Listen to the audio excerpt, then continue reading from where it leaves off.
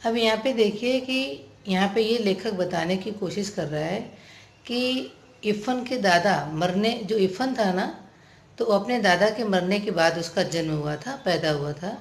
लेकिन मर्दों और औरतों को कि इस फ़र्क को ध्यान में रखना ज़रूरी है या समझना ज़रूरी है, क्योंकि इस बात को मतलब उसके दादा को ध्यान में रखे बगैर मतलब इफ़न की आत्मा का नाक नक्शा मीन्स उसके रंग रूप नाक नक्शा को समझना बहुत मुश्किल था, समझ में नहीं आ सकता। इसलिए इफ़न के दादा की भी बातचीत इसमें आएगी। अब इफ़न की दादी के बारे में बताया जा रहा है कि वो कोई मौलवी की बेटी नहीं थी, वो तो एक जमींदार हिंदुआनी थी और वो दूध घी खाती हुई आई थी, क्योंकि हिंदू घर में दूध घी छाछ वगैरह खूब जी भर के खाया जाता है। लेकिन जब वो अपने यहाँ मौलवी के यहाँ शादी हो गई थी तो वो इन सब चीज़ों के लिए तरस गई थी, जैसे घी है, सारी चीज़ें। तो उन्हें अपने घर की याद आती थी, जैसे काली हांडियों में असमियों में आया हुआ दही और घी दूध खाने को यहाँ मिलता नहीं था उनको, तो तरस जाती थी और उन्हें बहुत याद आती थी। लेकिन जब भी वो अपने मायके जाती थी तो दिए ना लपट सपट में मन जो मन में आता था खूब जी भर के खाती थी। लेकिन जैसे ही लखनऊ आती थी फिर से मौलवी में इस्लाम धर्म को अपना लेती थी और मियाँ से उन्हें यही अपने मियाँ में उनके शौहर उनके पति से उनको तो यही शिकायत थी कि वक्त न देखे न मौका, हमेशा मौलवी बन मतलब कभी भी बदलते नहीं, हमेशा इस्लाम धर्म के रंग में ही रंगे रहते। अब उनकी जो ससुराल है ना, इस्लामी धर्म की ससुराल है, उसमें सदा बेचैन रहती थी, उनका मन नहीं लगता था।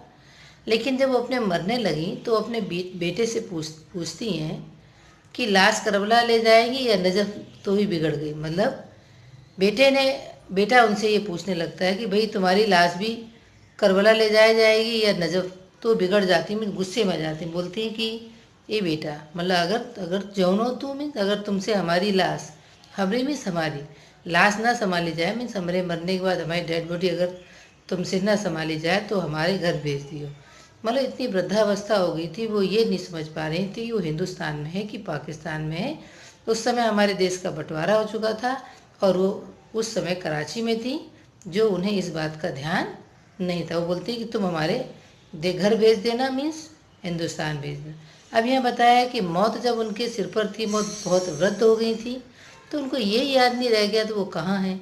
उनके घर वाले कराची में हैं और वो घर कस्टोडियन का मतलब होता है कि जिस संपत्ति पे उनके घर वालों का हक ना हो, मतलब वो गवर्नमेंट के सरकार के अंडर में चली जाती, इसको बोलते हैं कस्टोडियन।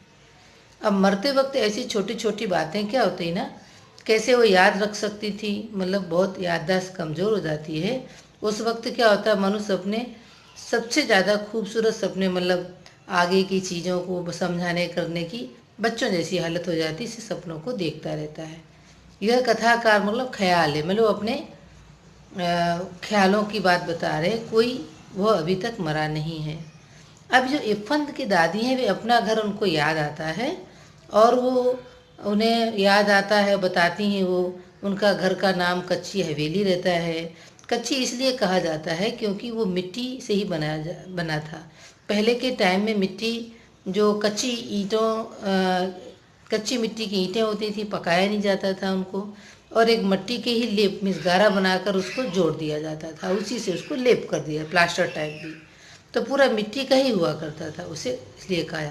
उन्हें दशहरी आम के बीजू पेड़ याद आते। बीजू पेड़ में जो आम खाते हैं ना हम लोग, उसकी जो गुठली गाड़ देते हैं, उसके बाद जो पौधा उगता है उसको बोल रही हो बीजू पेड़। इसलिए उन्होंने जो उन्हें अपने हाथ से उन्होंने लगाया था, और उनकी उम्र के साथ साथ वो भी बूढ़ा हो चुका था, मीन्स वो भी बहुत पुराना हो गया था। ऐसी छोटी छोटी और मीठी मीठी बेशुमार बेशुमार में बहुत सारी बातें उनको याद आ रही हैं। उनको इतनी सारी बातें याद आ रही हैं, इन चीज़ों को छोड़कर भला वो करबला या नजफ कैसे जा सकती थी, मतलब करबला या नजफ नहीं पहुंच पा रही थी। अब वो बनारस के फातमेन में दफन हो गई, मीन्स बनारस के फातमेन में उनको दफन किया गया, क्योंकि मुर्तज़ा हुसैन की जो पोस्टिंग थी उन दिनों वहीं थी। मुर्तज़ा हुसैन जो उनके दादाजी हैं। अब इरफान स्कूल गया था। नौकर ने आकर उनको खबर दी कि बीवी का देहांत हो। बीवी का मीन्स उनकी दादी को बीवी कहा जाता था, इरफान कहा जाता। इरफान अब चौथे में पढ़ता था और टोपी से उसकी मुलाकात हो चुकी थी। अब यहाँ उनकी दोस्ती का वर्णन किया गया है। इरफान की दादी से बड़ा प्यार था टोपी को। इरफान भी अपनी दादी से बहुत प्यार करता था और टोपी भी उसकी दादी से प्यार करता था। प्यार तो वो अपने अब्बू, अम्मी, अपनी बाजी, छोटी बहन, नुजहत सभी से करता था, लेकिन सबसे ज़्यादा वो अपनी दादी से प्यार करता था, क्योंकि दादी ही एक ऐसी घर की सदस्य थी जिसने उनको कभी डांटा नहीं था, मारा नहीं था और उनका कभी दिल नहीं दिखाया था। बाजी का तो क्या होता था कि वो तो उन्हें डांट भी लेती थी, अम्मी भी उन्हें डांट मार दिया करती थी। अब्बू तो कभी कभी क्या करते कि कचहरी मीन्स न्यायालय, और बाजी मीन्स बड़ी बहन, तो उसको समझकर घर के फैसले सुनाने लगते। जो उनकी छोटी बहन होती नुजहत, वो भी मौका पाकर उनकी कॉपियों की तस्वीरें बना लेती।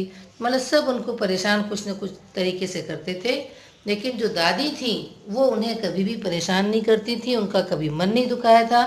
और क्या करती थी, रात को जब वो उनके साथ सोते थे तो देखिए इसमें कहानियों के नाम दिए हैं, बहराम डाकू, अनार परी, बारह बुर्ज, अमीर हमजा, गुल बकावली, हातिम ताई, पंचफुल्ला, रानी की कहानियाँ सुनाया करती थी। जब कभी आपको क्वेश्चन पूछा जा सकता है कि इरफान की दादी इरफान को कौन कौन सी कहानियाँ सुनाया करती थी, तो ये सारी चीज़ें कहानियों के नाम आएंगे, आपको ध्यान रखना है कितनी सारी कहानियाँ सुनाती थी।